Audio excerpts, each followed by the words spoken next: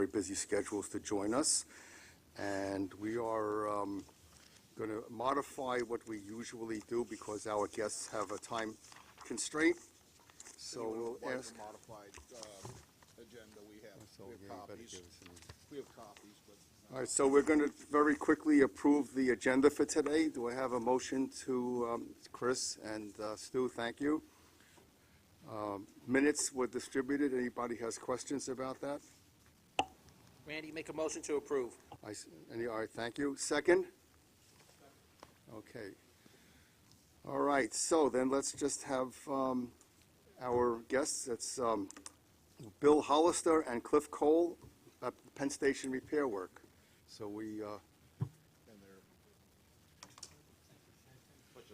I'll just add that they're both with Amtrak, and they actually were gracious enough to come to us at the LIRCC after they appeared before an assembly committee to discuss these things. So we appreciate them coming back and talking about a little bit broader vision of how this is going to affect everybody.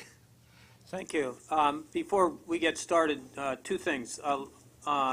If everybody's okay, and you're okay with it, we were asked by our communications folks if it's okay to get like a pan shot of a video. It may be used internally on an Amtrak website. If that's okay with you, Cliff may do that at some point. We're actually, I will mention also, this is per state law, this is actually being recorded, and we post the videos on our website, and would be happy to share them in any format you'd like. If it's already being videoed. Yeah. I'm sure it's better than what I can. Yeah. Yeah. That's good. Then we'll make sure we'll get access And to our it. staff is very talented. If you need to have something, I'm sure they could figure it out. If you have a copy. Because they're all younger yeah. than we are. Right, so we'll leave it. Thank you. Do you want to give a little bit of background about yourselves? I was just going to introduce and let Cliff Cole introduce himself and tell him his background, and then I'll go and we'll get started. Yeah, so I've been with Amtrak for 10 years now. I started out, we were having a brief discussion in the media department, and then I segued over to the operations side of the Northeast Corridor, and I've been there for over 3 years now. So I work with the operations / transportation team. So my role is kind of the go-between internally and externally for Amtrak to talk to various folks to provide them information and answer questions where I can. So kind of using my communication skills, but in a different vein. So that's my background. My name is Bill Hollister. I'm a senior manager of government affairs for Amtrak. I'm based out of Albany, New York. I cover the Northeast, which essentially is from Washington, D.C. up to Maine. Mostly deal with state governments in the area and state-supported services. That's what I have in the past. When the situation occurred in Penn Station, our communications group asked me to assist in some of the public outreach because I've done that in the past. I've been with Amtrak 33 years as of yesterday. And made it.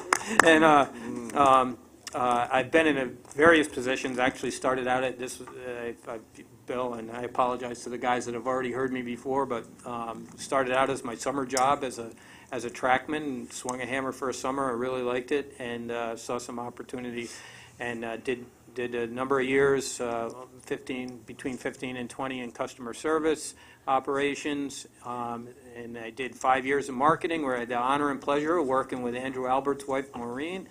I knew her well. And then 5 years in state contracts for the Northeast, and then been in this role for about the last 4 to 5 years in the government affairs role.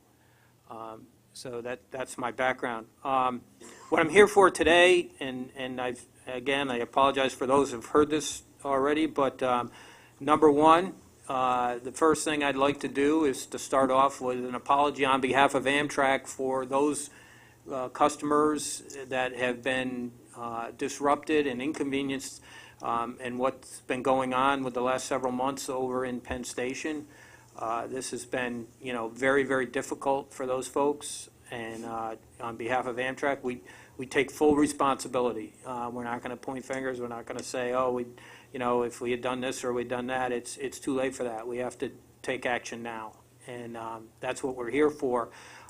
We really appreciate this opportunity to come, because you're the type of groups that we need to reach out to, educate as to what's going on, what the game plan is, and how we can move forward and improve things. 'Cause our number one priority is to making sure that we provide a safe, reliable service, not only for our partners such as Long Island Railroad and New Jersey Transit, but for all our customers at Amtrak also and throughout the Northeast.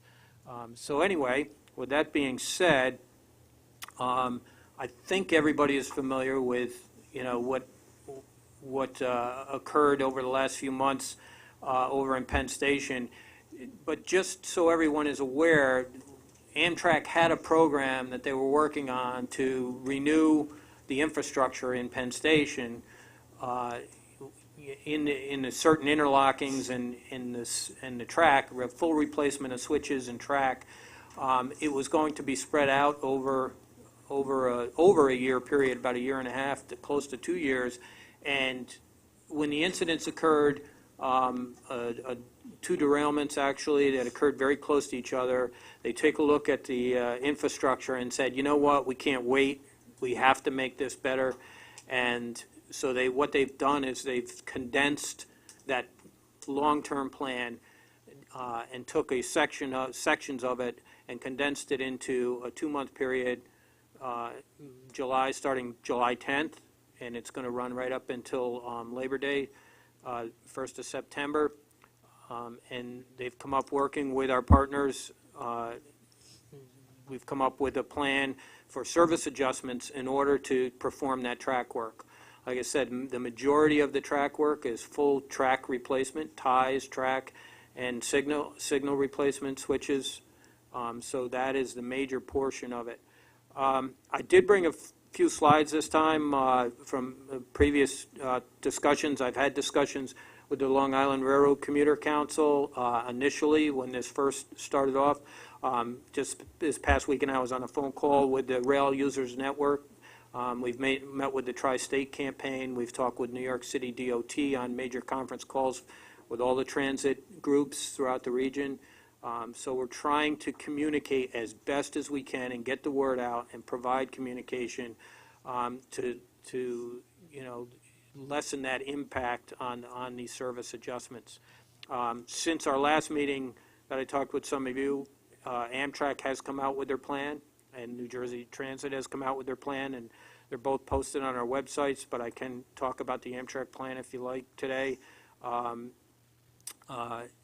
But first of all, what I'd like to do is, if you call your attention up to the screen there, the actual project, just to touch on that, as I mentioned, the majority of the work is going to take place in what's called A interlocking. And it's that orange highlighted area in Penn Station. Thanks, Randy. That area all in there is the area that they're going to concentrate on during that 2-month period, where there'll be track outages, and obviously without the tracks you can't use the platforms, but that's where the majority of the work will be. That is at the west end of the concourse where the Long Island Railroad, the west yard for Long Island Railroad is, the Empire Service Connection. And essentially, for those of you who don't know, an interlocking essentially is an area where the trains come in and then it feeds out to all the other areas throughout the station, as you'll see. It's almost kind of like a funnel. So we actually funnel the trains to that different areas. There's 21 tracks in Penn Station. They're numbered from the bottom up, if you'll see the main. Quincy and Amparo. Those blue areas are the platforms in Penn Station, and then the tracks are numbered 1 through 21 up above. During the peak hours, tracks 1 through 4 down at the bottom in that gray area down there, 1 through 4 tracks are strictly for New Jersey Transit. They are not within the work area, but as you'll see, the trains get funneled to that area. Tracks 5 through 12, right in the middle section of that screen, is shared by Amtrak and New Jersey Transit. Again, this is during peak period. And those upper tracks up above, tracks 13 through 21, are strictly reserved for Long Island Railroad during the peak travel time. So essentially, that's kind of how, in a very quick view, how trains work in Penn Station. And again, that orange area is the A interlocking area where the work will take place. Now for not working because of weather, because it's now all covered. That's right, that's right. But you make a good point. As Randy said, the area is covered, so yes, you're out of the weather. The difficulty is that it's so restricted in there and so tight that it makes the work very, very difficult. You can't, normally during track work where you're replacing the whole rail, you have to come in, obviously take everything apart, and then you actually have to cut the ties out. If they're wooden ties, they usually get cut into 3 separate pieces, and actually a crane picks that stuff up, throws it into hoppers. You can't do that in Penn Station because the ceiling is so low. So you can't lift things up high and move them out of the way. Everything's got to be done slightly up, side to side. So if you have one track out of service, you actually have to take the other 2 tracks out of service next to it in order to just to work on one track to get that done. And so it's pretty extensive. As one engineer described to us, he said, it's like trying to do a major renovation in your house, but you're only allowed to work in your closet to get it done. So that's kind of what he described it as he's one of the people down there working. So just some quick facts about Penn Station so they're aware. The annual station ridership up there, that's just Amtrak alone. That's 10.4 million people through our fiscal year. As you know, we are not the highest user.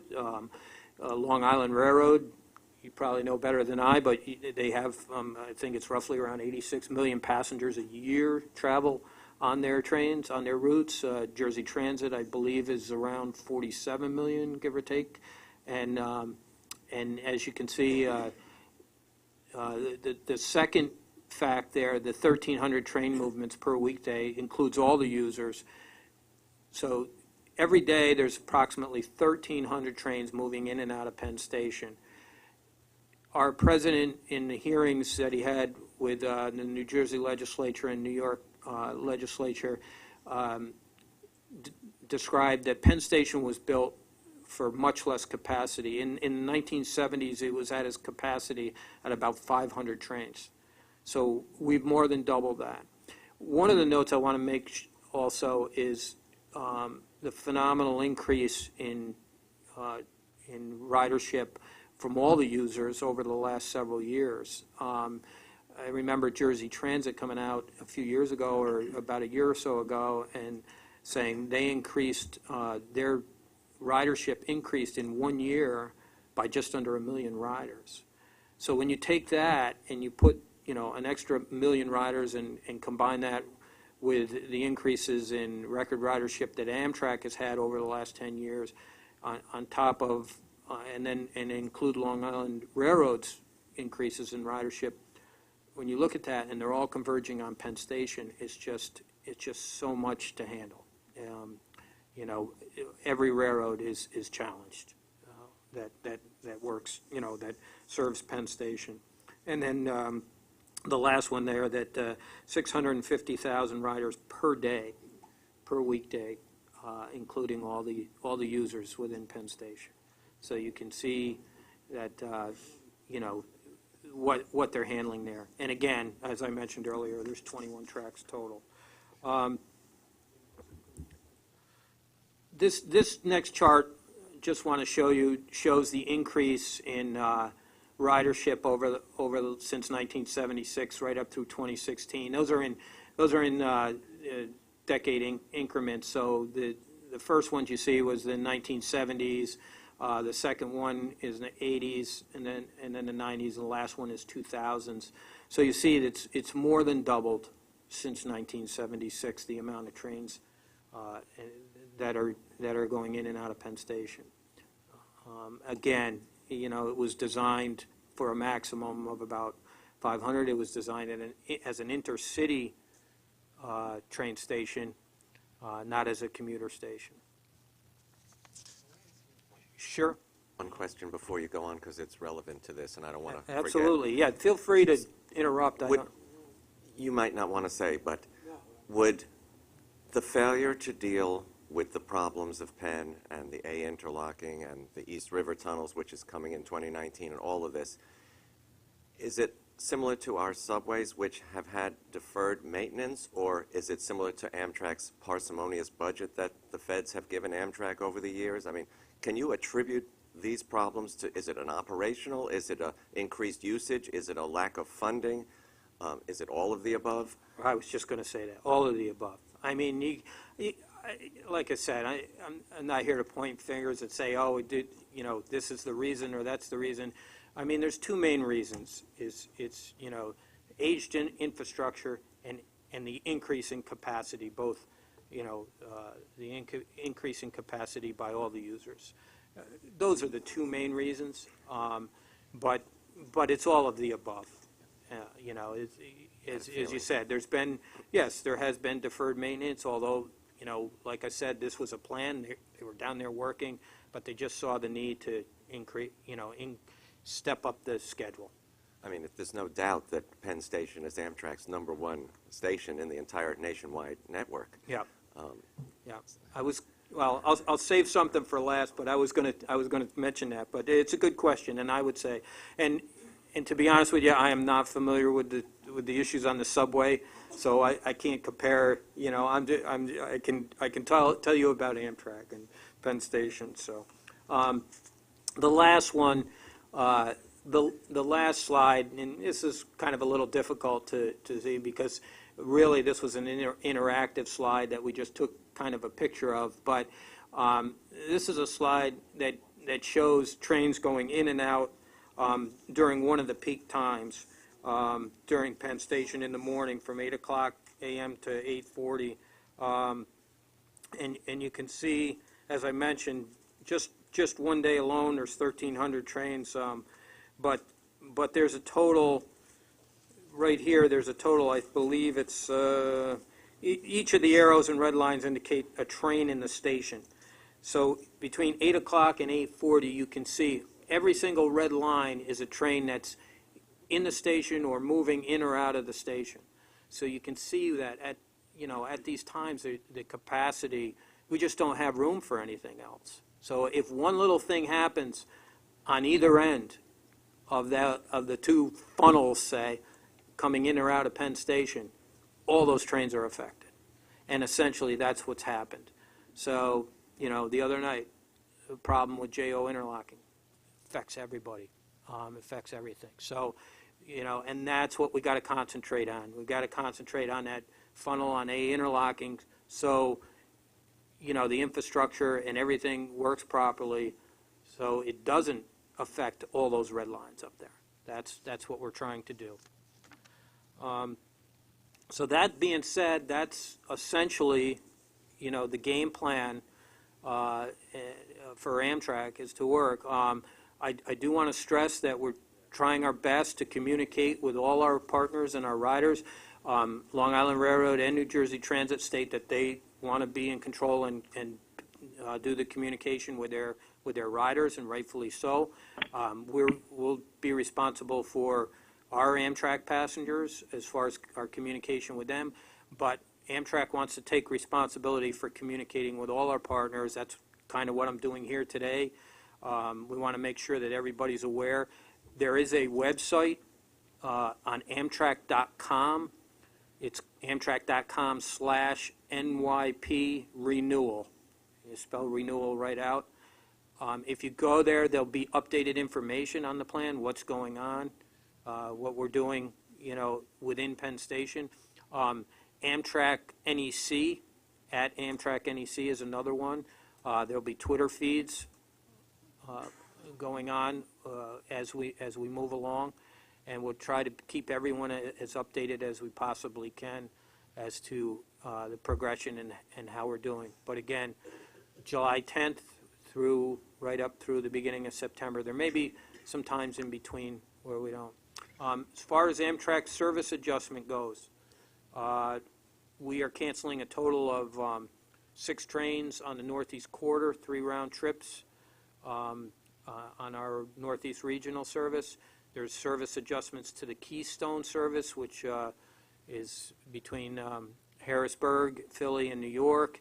And then the Empire service, there is going to be some service adjustments. Those, we haven't officially announced them. I could talk a little bit about what's going on there, but we've got a good game plan to protect that. So I know there's questions. Well, it's been in the news that some of them would go to Grand Central. Yes, the Empire Service. I spoke before the MTA Metro North Committee 2 weeks ago and recommended all of the Empire trains be sent there, except for maybe the Adirondack, Maple Leaf, and Lakeshore Limited because of servicing needs. But it would be a lot easier for I mean, we represent riders. So, well, do I go to Penn Station to get my train, or do I go to Grand Central to get the train? If you're all in one place, I think it makes it a lot easier for everybody. So I don't, again, but those 3 trains, I don't know about the servicing needs, if they can be accommodated at Grand Central or at Croton, but my recommendation was for that. And Yeah, then- I can't speak for Metro North or the MTA, if they could actually handle all the Empire service. Well, I trains. suggested if Yeah. they should be able to do it, and if they can't, let them move the trains out to a Right. yard and just bill Amtrak for the extra expense, that's all. Okay, and one of the things I should state on the service adjustments, within Penn Station, most of the service adjustments are taking place around those peak hour times, both in the morning and in the afternoon commute. We felt as though with the plan that we have, we can handle the rest of the service, but at that peak time where we don't have those middle tracks and those middle platforms available that are out of service, we had to adjust, everybody had to adjust so we could move those trains around. So in actuality, there isn't a tremendous amount of cancellation of trains. There's service adjustments, obviously Jersey Transit, their Midtown Direct service is going to Hoboken. But like the Empire service trains, I can tell you, we were going to cancel 6 trains. That was the original game plan. Just cancel those trains out. They were going to be trains at peak hours. That's where it came up, well, what about taking some of those trains? Can we move those and operate them? And we reached out to Metro North and said, can you handle these? Can we physically and operationally do this? And that's the game plan that they're working on. You did mention the Adirondack and the Maple Leaf trains. Those are the first 2 trains on the Empire service that leave New York in the morning. They both go to Canada, the Maple Leaf to Toronto, the Adirondack to Montreal. I can tell you what the game plan is right now. Obviously, it could change by the time we make an announcement, which is very, very close, but I think what the solid game plan is for those is, because those are leaving right at peak time, we're going to combine those 2 trains. Okay, and they will leave on the Maple Leaf time, which is at 7:15 in the morning.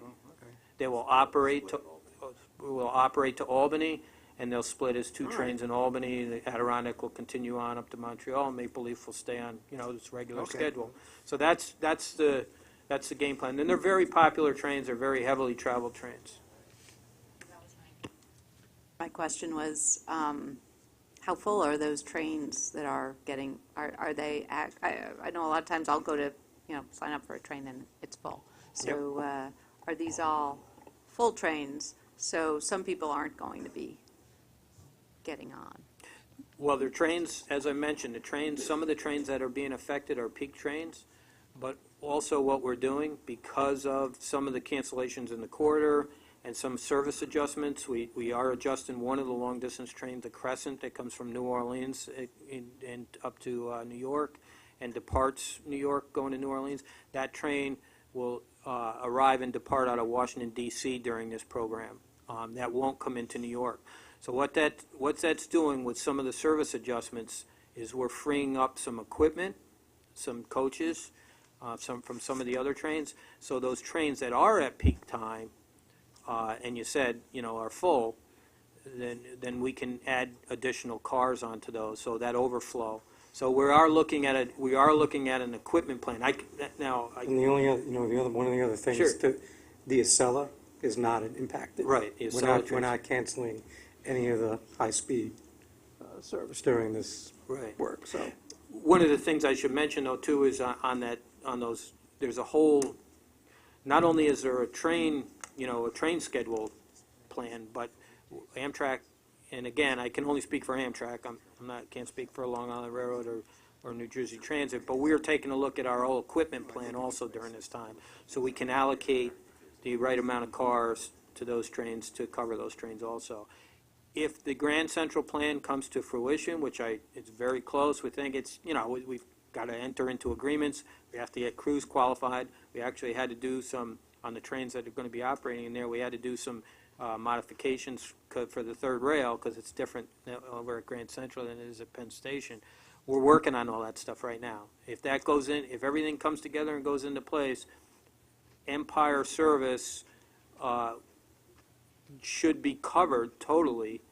All the trains that currently operate will operate, but just be adjusted. And that's Empire service. So, we got a plan for the staging of how you're going to take out which tracks, the sequence of which tracks are going to come out and how many? Yes, yeah, that, we do have a plan. I don't have that off the top of my head, but yeah, there'll be a sequencing plan as far as what tracks get replaced, what switches get replaced. Yep. And that plan was in place, like I said, for a long time. It was stretched out over a long period. Now they're just condensing that. Carol? Yes, can I help you? My question is, come September 1st and 2019, what's going to happen in between? Good question. As I mentioned, this infrastructure plan was spread out right through 2018. The work will continue on, but you won't see the service adjustments that you're going to have now. We will still continue to work on upgrading the infrastructure and renewing the infrastructure in Penn Station.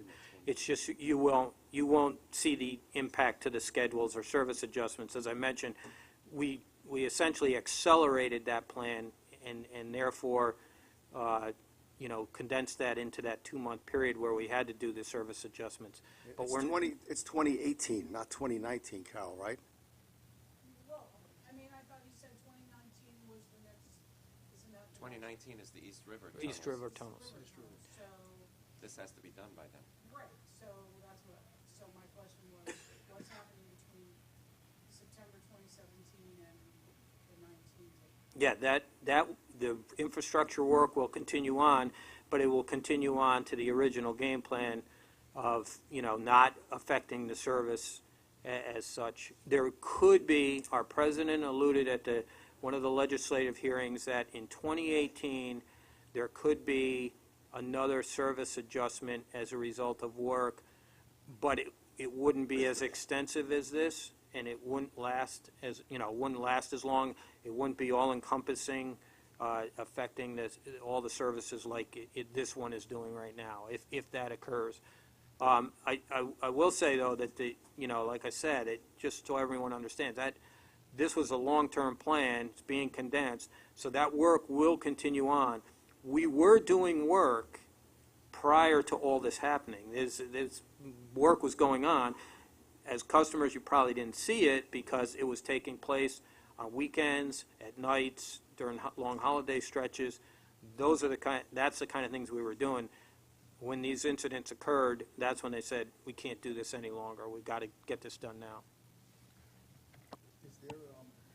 Is there a plan for, standing repairs, and I know are going on every weekend in the Hudson, North River tubes. I mean, are we coming upon that date where you're going to just simply take one out of service? Do you have anything on that, Cliff? No, there's nothing definitive that we could report on today Could I- about that. If, go ahead, Ann. And I hope this isn't too sensitive, because I think this is I know you will.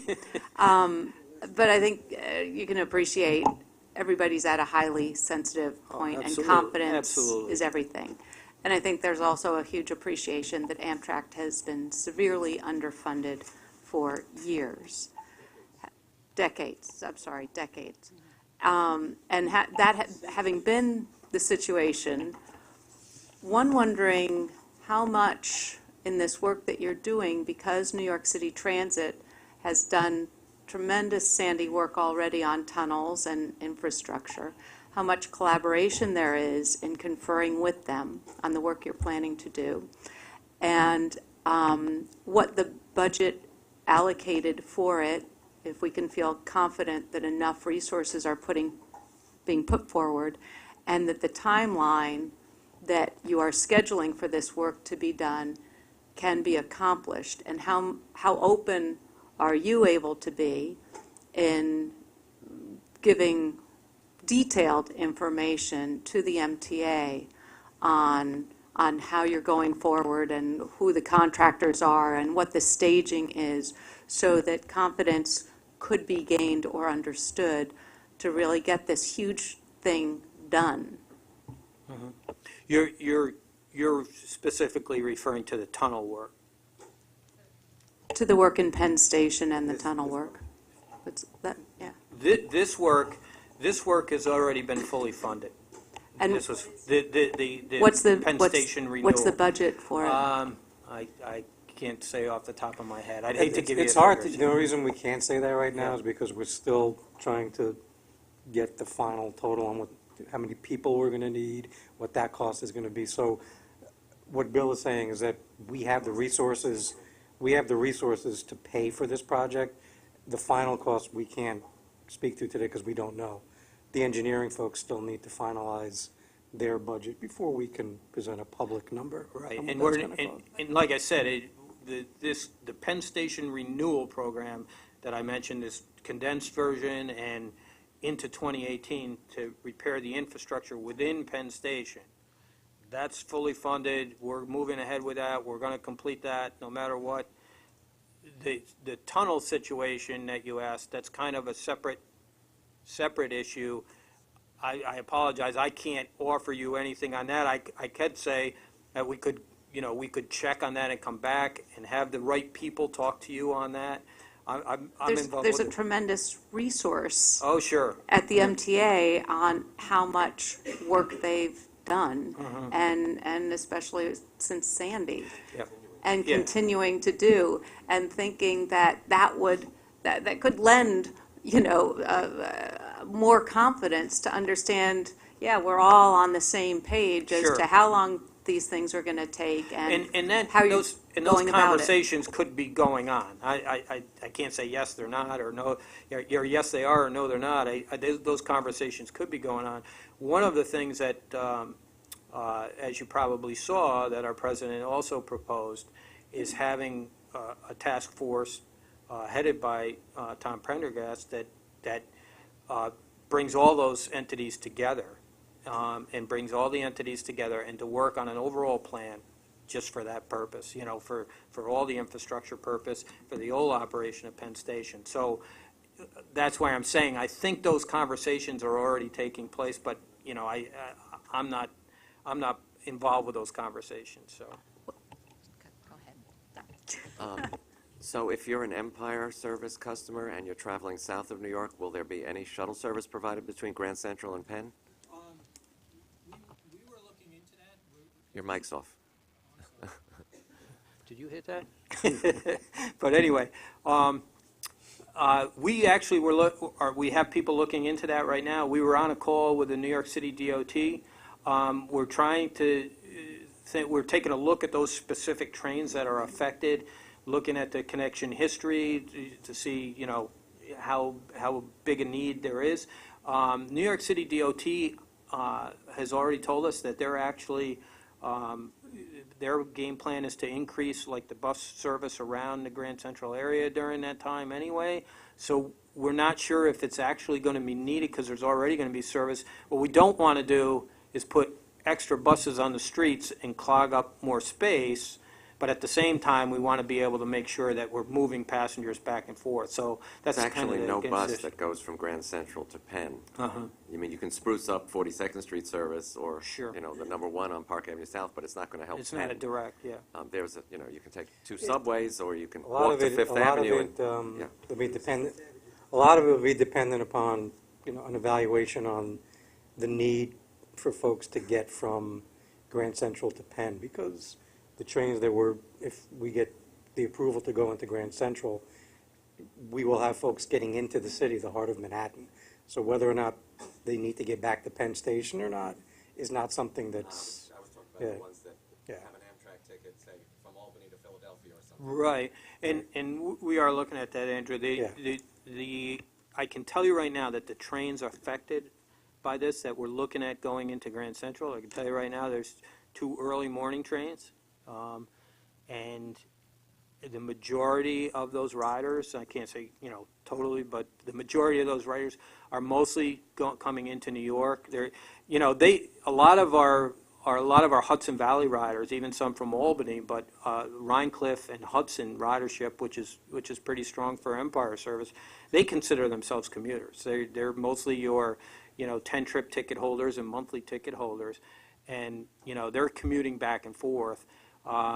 That's the majority of those riders on those 2 trains, and there's 1 afternoon train departing Albany, coming into New York at a peak hour, and again, that's pretty much a train. I'm familiar with that. I work right in the Albany Rensselaer station. I see those trains every day, and they're mostly, you know, people going back and forth to New York. Again, you know, we're working actually with the city transit agencies and the New York City DOT to take a look and say, you know, is it worth doing? Has Amtrak worked with the Long Island Railroad and New Jersey Transit for a worst-case scenario if you have a track condition while you're repairing track conditions? I mean, you can see that the problems we're having now, we have a couple of tracks out. Right. If we have a couple of tracks out for repair and we have a track condition like we had Tuesday night, Yes. what happens? Obviously, you saw what happens. What happens up there, as I mentioned earlier, one little thing goes wrong in that funnel, it shuts off that whole, you know. No, we understand that. Has there been discussions about what to do if that does happen? Oh, sure, yes, absolutely. One of the things that they're working on, actually, Long Island Railroad and dispatchers and Amtrak dispatchers sit right in the same room. They're looking at the same board. They work together on you know, the dispatching of the trains and who's going to go where. They work very closely with that. There's been a lot of discussion on how that's going to work during the renewal project. One other thing that we're doing, just so everyone's aware, our Amtrak police force has a meeting coming up in just another week or 2 with all the police agencies and emergency management agencies throughout the city here to sit down and say, okay, you know, we're going to be going through this plan. What, you know, how can we work together if this occurs or that occurs, if we get overcrowding, what, you know, how can we all work together and respond? So there's a lot of communication going on with that too, all the emergency management folks. Okay, thank you. Yes.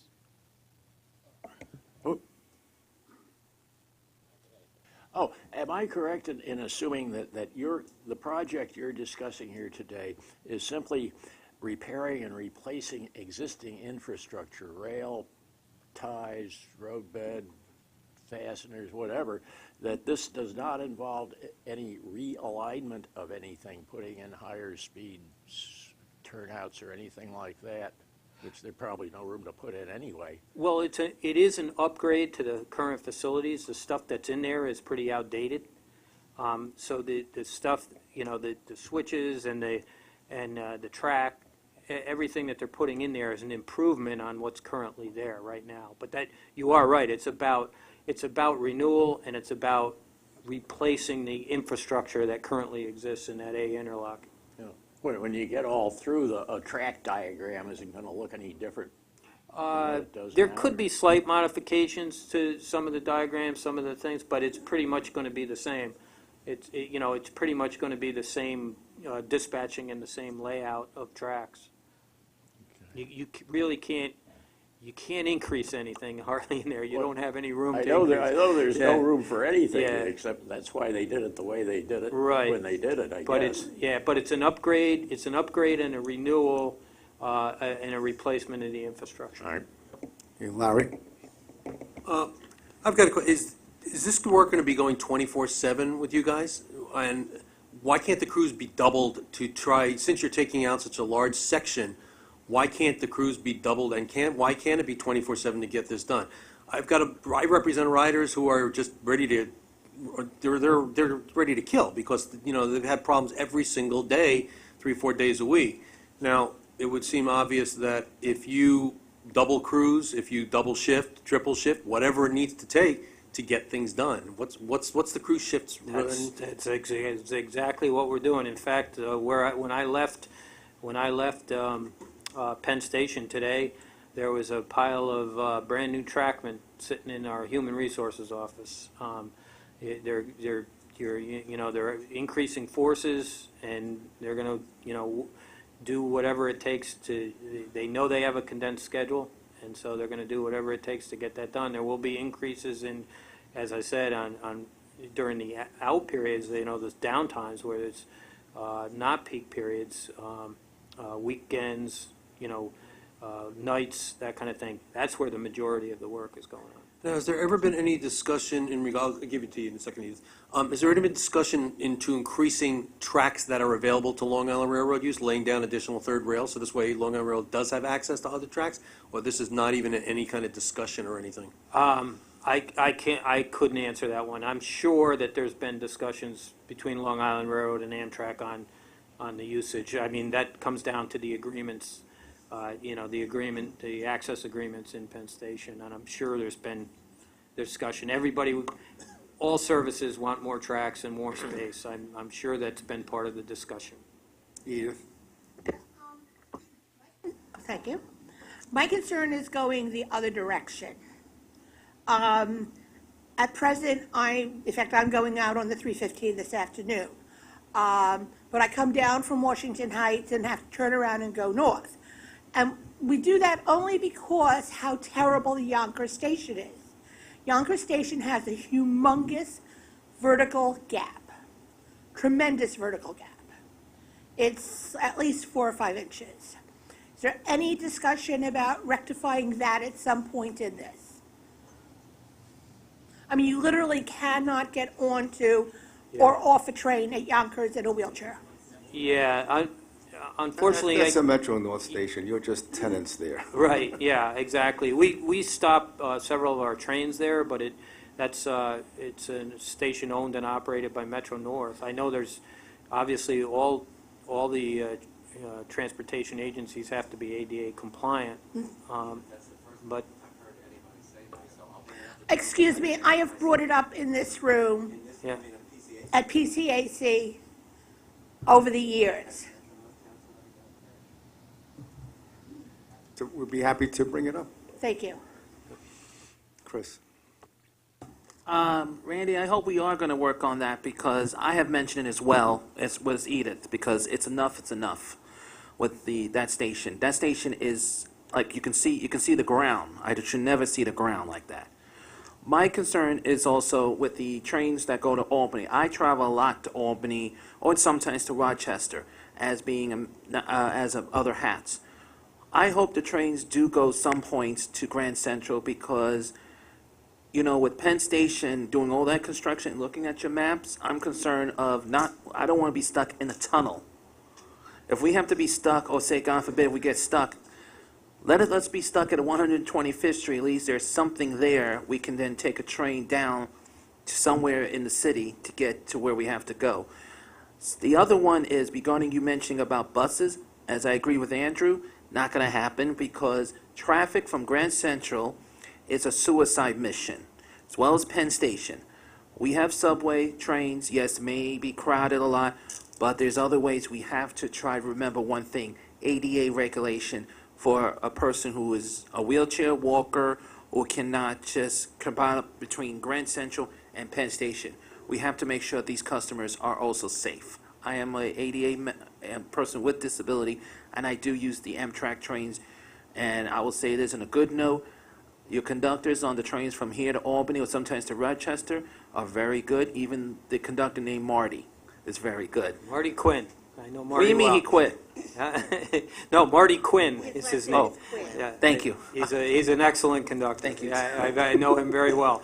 And just to comment on that, thanks. I mean, I don't know if I can answer any of the question, but just so you know, your Rochester station is going to be a brand-new I know, I compliance saw it. station. Here, it should be opened in August.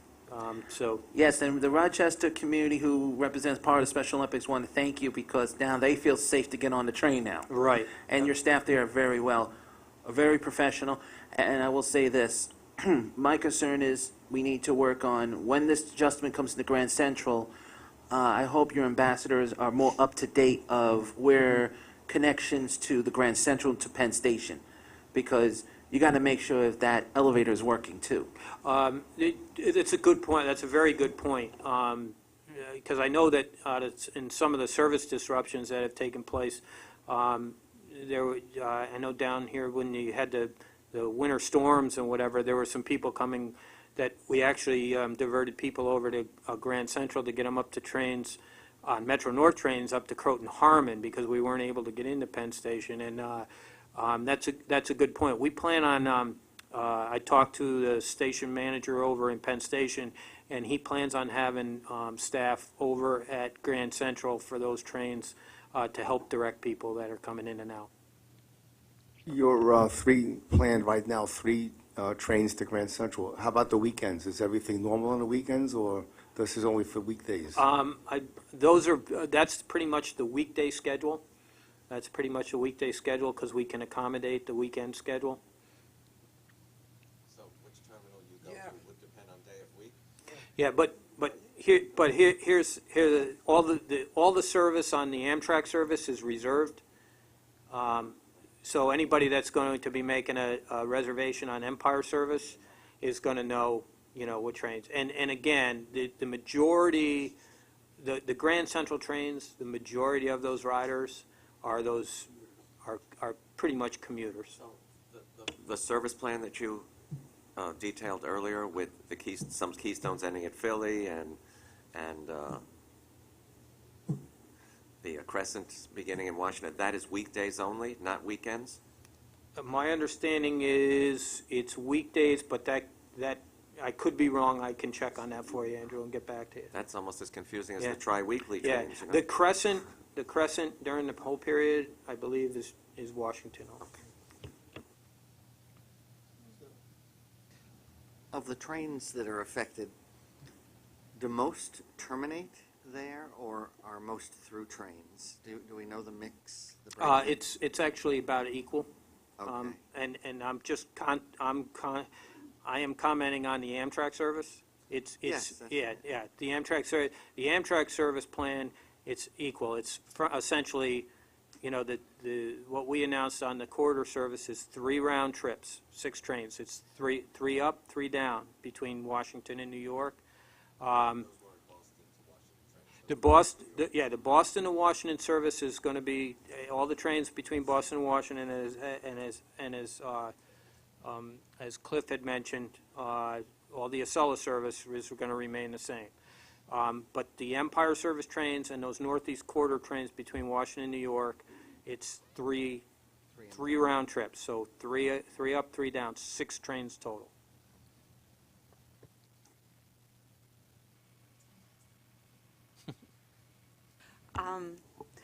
So at the board for at least a year, it's been talked about the East Side Access Project and the need for track access in order to stay on schedule for that. And I believe that timeline was to take place during the summer. And wondering, what does this effort do to the track access needed for them to move forward on East Side Access? So it's not. No. But I think it may be affected because of the people needed to help provide that track access. My understanding is it's not impacted, as Andrew said. So they'll be able to have the Yeah, track it- access they need. Right, because my understanding is we, like I said earlier, we had this plan, it's just being condensed into a shorter timeline. I don't believe we're diverting any other project because of that, but we can check it in. Well, personnel, like I said, we're beefing up personnel to get this done, but they've hired a bunch of new hires for this track program, so they're really going to go. They're concentrating on that, but my understanding is the east side access. I don't know, Cliff, if you've heard anything different. But. All right, I thank you very, very much for your time. It's been very, very interesting, Okay, thank you. and wish you the best of luck. Okay, one thing that I did want to add, because Andrew brought it up earlier, and I said I would wait on it, but I just want to read you a quote from our president that says, it says, "Investments must be made in the tracks, tunnels, bridges, and other infrastructure used by intercity passenger trains, particularly on the Northeast Corridor and in Chicago."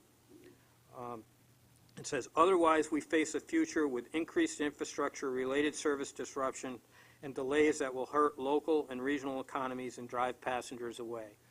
That's a very solid statement. It was made in 2014 by our President Boardman. But no, it was made by President Boardman in 2014. So, and it was an article. It was an article by a New Jersey about New Jersey transit ridership growing by nearly 1 million people between 2014 and 2015, or 2013 and 2014. So, what I'm saying is this problem has been around. We brought it to light. I'm not pointing fingers again. We take responsibility, but all I'm saying is we need to do a better job. We need your help to do a better job. As a region, as a state, as a country, we need to do a better job, and we got to start doing this stuff. Otherwise, we're faced with this issue. You're preaching to the choir here. Yeah.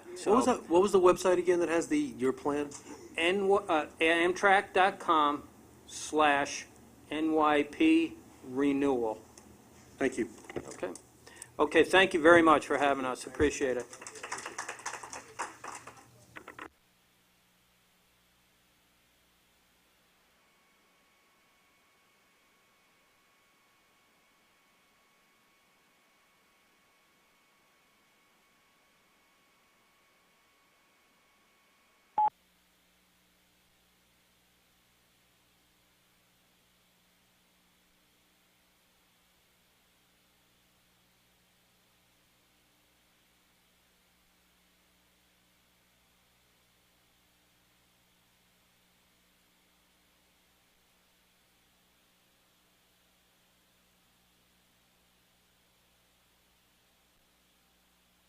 Can I have just a second before we hit the chair's reports? Thanks, Bill. Thanks a lot. You can email me, or you can email who's on some of our email chains, one way or the other, and we'll take care of it. Okay. Yeah, I'm sorry, but just before we do the chair's report, I'm sure everybody's aware that we're rotating our leadership today after 4 years. He's here. He's here. Oh, this is cute. Okay. We just. Oh, this is a riot. As I say, everybody's aware. I'm sure we're rotating our leadership after 4 years. 4 years under leadership of Metro North and Randy Glucksman as chair, and we had a couple of presentations just for Randy in appreciation of his all he's done for the PCAC and members and staff and the riders. What color is the P in this? I don't know. Pink or purple is my I don't granddaughter know. loves Yeah, colors. yeah. Yeah, we'll not get into that. We're not revisiting the Second Avenue subway thing again, where we had the wrong colors. But Well, we do have a couple of things. Just, first of all, I'd like folks' indulgences to have a resolution in honor of Randy on his passing out of the chairmanship of PCAC, and I'll read it to you. Resolution recognizing and commending Randolph Glucksman for his service to the Permanent Citizens Advisory Committee to the MTA, June 8th, 2017. Whereas Randolph Glucksman's leadership of the Permanent Citizens Advisory Committee to the MTA will conclude at the end of his second term as PCAC Chair today, June 8th, 2017, and whereas Randolph Glucksman has capably held various significant positions at New York City Transit since 1972, including conductor, motorman, train dispatcher, train master, superintendent of the A-Line, superintendent of Rail Operations Control Center, and most recently in the private sector at Sister Engineering as a rail operations analyst, as well as consistently being a transportation advocate.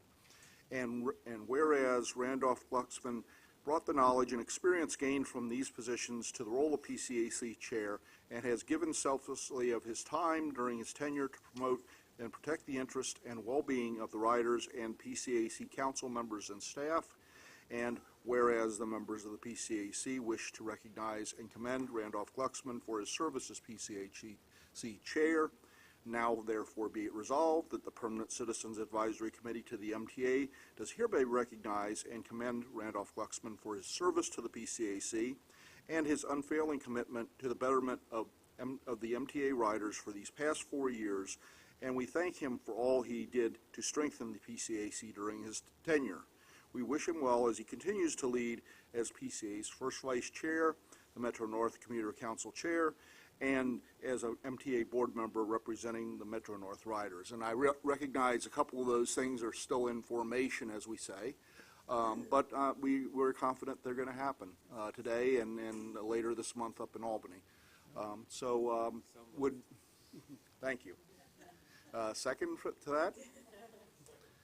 Okay. All in favor? Okay. Any opposed? Sounds unanimous. And that is yours. Thank you.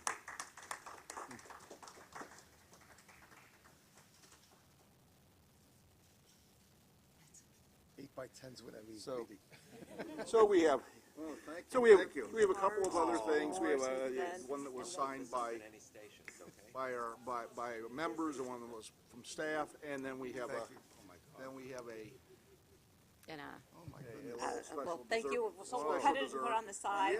And And, a all right. contribution was made in your name yeah, to the transit. museum. Oh, thank you. Yes, to Thank the you. human. Oh, Yes, actually, the Transit Museum is getting. I'm Getting a, yeah, we decided not to get you a wheel, you know.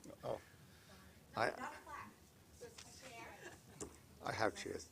I tell you, Yeah, we have, when I worked at the Transit Authority as a superintendent, actually first as a train master, I signed the general orders that were in the use. You know, I actually filled in for he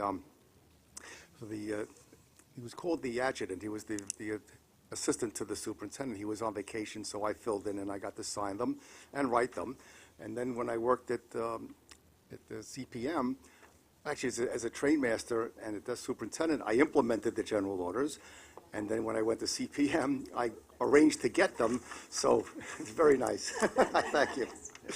So I did have, I had some, I wasn't expecting this, but I did prepare some remarks that I wanted to read. And as I complete the 4 years here, in fact, the 4 years is more than half the amount of time I've been on the PCAC, so since the election. And we've had pretty much the same executive committee that I had, Bill and Andrew, and we had someone who left, but we also had Mark Epstein, so it's been pretty good group of people I've had to work with, and I thank them. We had some significant accomplishments in this time. We filled the associate director position, which just became vacant when I took over, and Ellen was selected to do that. And then we were able to hire Angela, who was a former intern, into the job that Ellen was doing, and then we were able to get a new position added, and we have Bradley for that. She was an intern, now she's a full-fledged doctor. We signed, I signed with Tom Prendergast a new memorandum of understanding with the MTA, which sets forth all the rules and regulations how we conduct business here. So we updated the one that we had. We were able to get the long overdue salary increases for the staff members who didn't get any.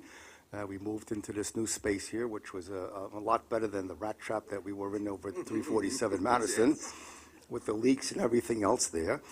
We have all state-of-the-art computers and software now, and we launched our new and improved website in 2014 October, and that's, I think it was a good move on our part. And we've also handed out certificates, well, not for this, but for people who have recognized their longevity here. And in September, we're going to give out 2 more. And I thank Deborah and Carol for all the background stuff that keeps PCAC rolling merrily along the tracks. Yeah, I guess you heard that. And Angela and Bradley for doing their quality reports. And of course, Bill and Ellen for their dedication to the PCAC mission of serving our riders, and I look forward to continue serving you as the first vice chair. Thank you.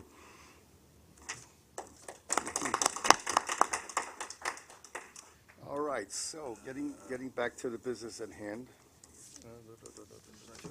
That's the PCAC chair's Did I report. bury it here?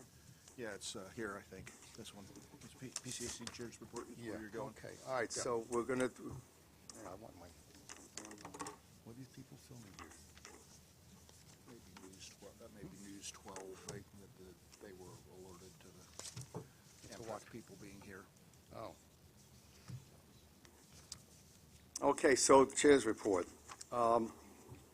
Welcome to the meeting. All right, so we have a new person working with us, Sean Wong. Where is Sean? Please stand up, let everybody see you. He's our newest intern, currently a graduate student at Hunter College, pursuing a degree in urban planning, which is something very useful for here. And you're going to be here for the summer, and the staff is happy to have you, and you have very good people to learn from. Okay, Maureen retired from the council at the end of last year, right after we gave her a certificate. But anyway, she was here for 10 years, and served as the chair of the Long Island Railroad Council before Mark. We have also a lot of activity on new members coming, which we need. And I know Metro North has a bunch of people whose names are in the process of being submitted or already in the hopper. And I think the Long Island Railroad Council as well. And you're working on the city, on getting the city to help you, people? Yes, we are. We actually have two that have gone up, and 2 that we're working on getting up there. Okay, then we have the NIMTIC Plan 2040 and 2045. The staff has been with that. I've also attended some meetings on that with my vice chair, Orrin Getz, who was attending a college reunion, 55 years since he graduated from MIT. All right, so I don't bother with that. You probably all got the press releases about the $3 million grants that the governor is giving out, so I don't have to go over that. Capital program was increased. There was some controversy about it, but it's been increased. And I said the closing, as Bill mentioned already, that our Andrew and him for re-upping and me for the first time are up in Albany now, being awaiting processing by the state senate. So we hope it all gets done by the 21st. I'd like it done sooner so I can, yes, I would like to get it sooner so I can participate in the June meetings. So anyway, I don't have anything else on that. The next step on here is the Long Island Railroad Chair's report. Does anybody want to give it or talk about it or pass on it? I'll field any questions that anybody has. Mark, if you read through the report, you see Mark, I don't know how Mark finds the time to do all this, but he does hundreds of, meetings with elected officials, and he kind of listed it all in the report, so if you have any questions, I'll try to answer, even though those are his meetings. We still want to see the plan. We're still looking to see what's going to happen with the riders. We still don't know. We're very frustrated in regard to all the problems and all the issues that we've had, and God help me, with all the riders being inconvenienced, that this is actually going to help out in the end. Or hopefully it's not going to be just another excuse by the Amtrak saying, oh, well, we did that, but we didn't do this. Yeah, I will mention that the members of the LIRCC have been on Sunday morning TV so much, we're looking for residuals for that. We're hoping to fund something with that. So, but we have been on the Sunday morning program several times. We've made a in the major last month. impact on media and communications out there, trying to represent the riders that we are appointed to represent, and try to let people know that we are trying to help them, even though we are getting resistance and we're not getting answers that we want, but we're trying.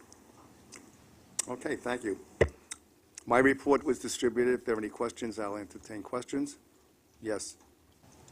As I mentioned earlier, but Randy, as part of Metro North, I hope you're going to be checking all your stations on the Hudson line, because the other month, and I'm going to say other month, I have seen stations, there are some of your stations have minor little cracks on the ground beam, and I did put this in a month ago, but Bill, you were out that time, and I did email that in. But I also want to add that the Younger station has that gap, as Edith and I mentioned earlier, to Amtrak, but since you're saying it's Metro North, I hope we can work on the same way as Long Island Rail has worked on their signs of gap. Metro North can work on it as well. All right, just send your observations into the staff, and they'll notify Metro. For the record, I did last month, I Okay, said. fine, thank you. Andrew?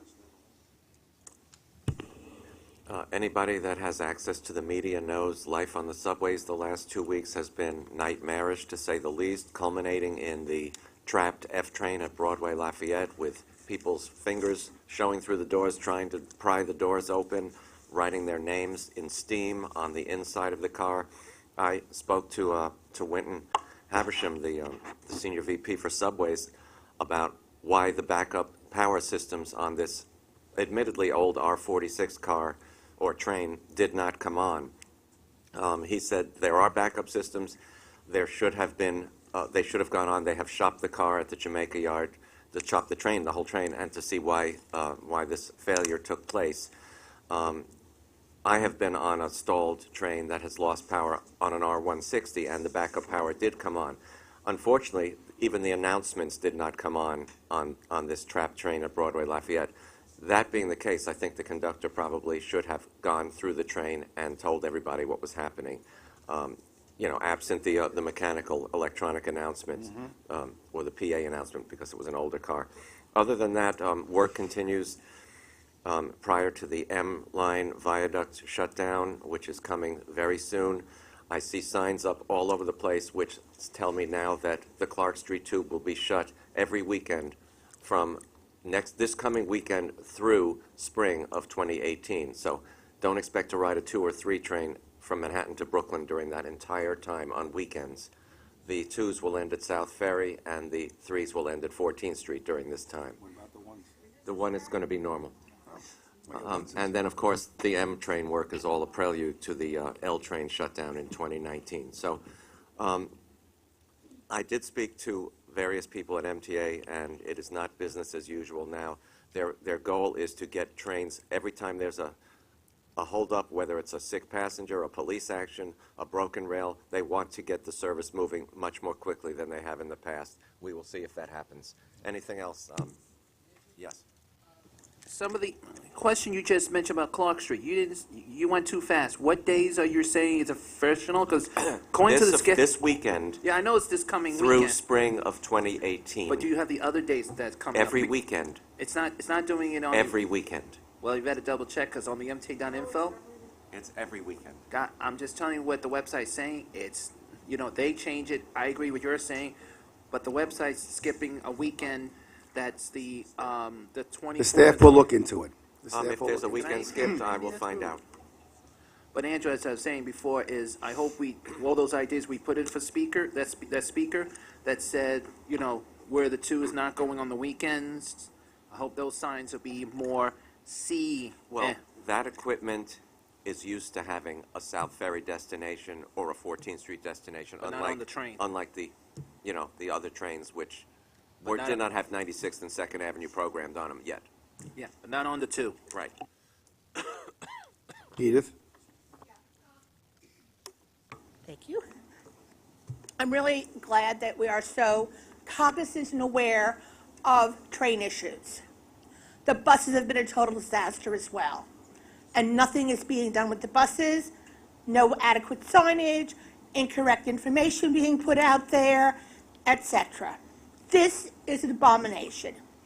Trains are not the only service in the MTA.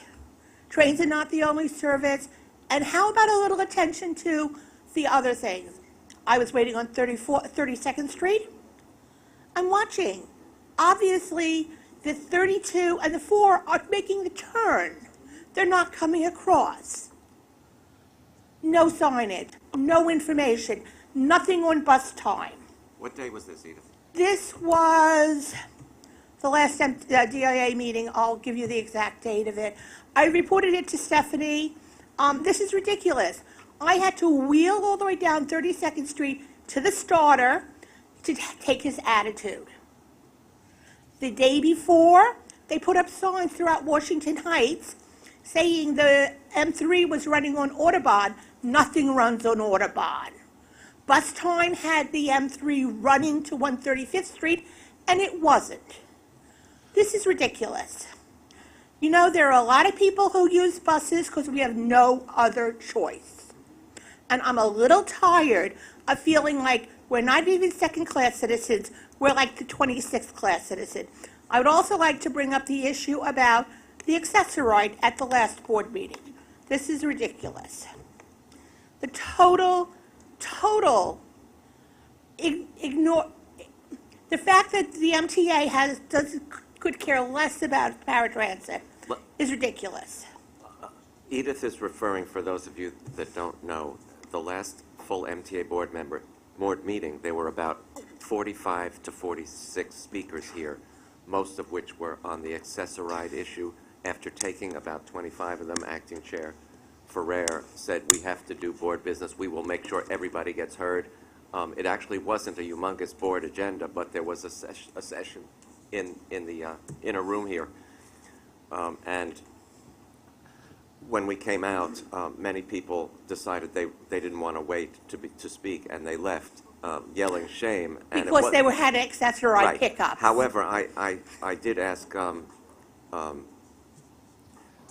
Darrell about that, and he said accessoride rides were provided for everybody and would have been provided no matter how long the meeting went. That was a given. Unfortunately, we did not get to hear the other 15 or 18 speakers on the subject. Hopefully they will be back. But I can tell you from the session in that room that people do take accessoride very seriously, and there was a big discussion about whether the provider is doing, and supposedly there's going to be an app available very soon whereby you will not have, which was one of the major complaints, that people have to be out on the street waiting a half hour in advance of the arrival. That will be a thing of the past.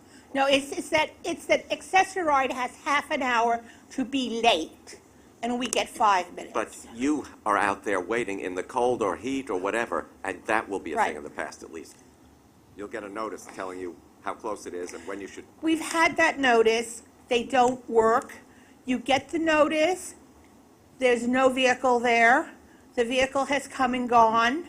This is not a new problem. Right.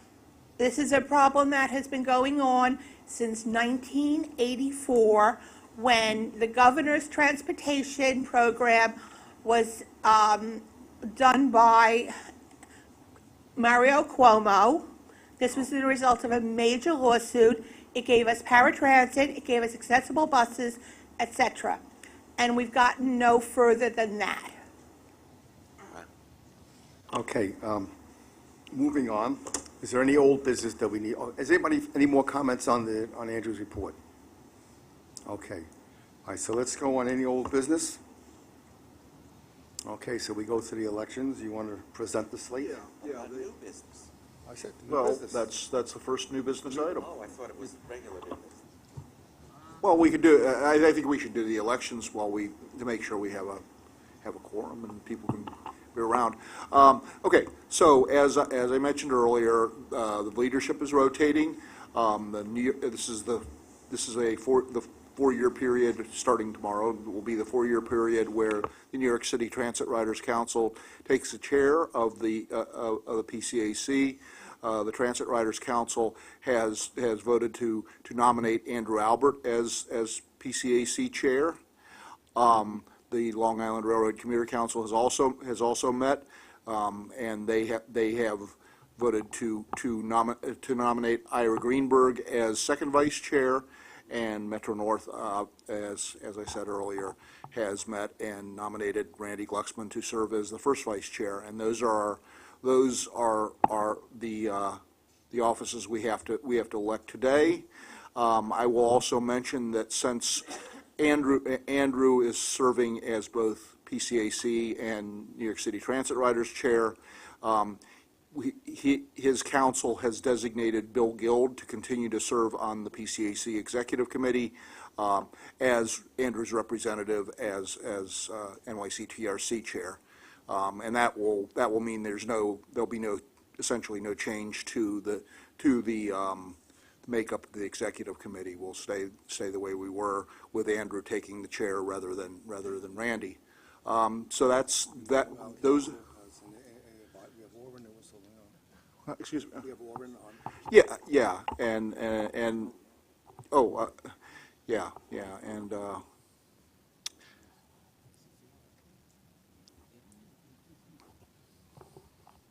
Lauren is going to, since we have two people on the executive committee from each, at least two from each council, Orrin Getz remains as the MNRCC representative, and the transit, and we didn't get Long Island Railroad. Who's your second person?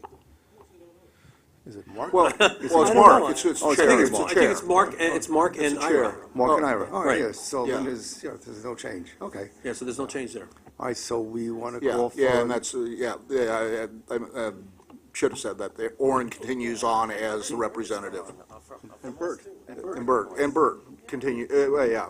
Yeah, Bert. Yeah, if we're replaced going to Michael. name everybody, Bert and Andrew and Bill Guild and Orrin, Randy, and Mark and Ira. Excuse me, getting my offices mixed up. There we go. All right. So we. Okay. In verse, All right. So maybe. can we get a motion to accept? Yeah. Any other nominations? If there Make a are motion. none, Motion to accept the slate of I nominations. second it. Okay. I All in like mine favor? better. Against? Thank you very much. that was that. I assume that wasn't a vote against, Chris. I saw a little flutter. So actually, I've had 15. I've been able to attend 15 of the 16 meetings, and the one meeting I wasn't able to attend occurred simultaneously with the time I was flying home from vacation last March. So I'm glad you gave me the opportunity to serve, and again, I thank you for this. Really cool. All right, so our next meeting is going to be on the 7th of September. So I wish, if there's nothing else, and I always move to get the meetings done early, because I realize people have other things to do. And if there is nothing else going on, I wish you all a happy summer, good summer, safe one, and we'll see you in September. And a motion to adjourn? Okay, thank you all. Thank you very much. Okay, take care. All right, thank you. Thanks, Francina. She was the only one that was there? I think so. Yeah.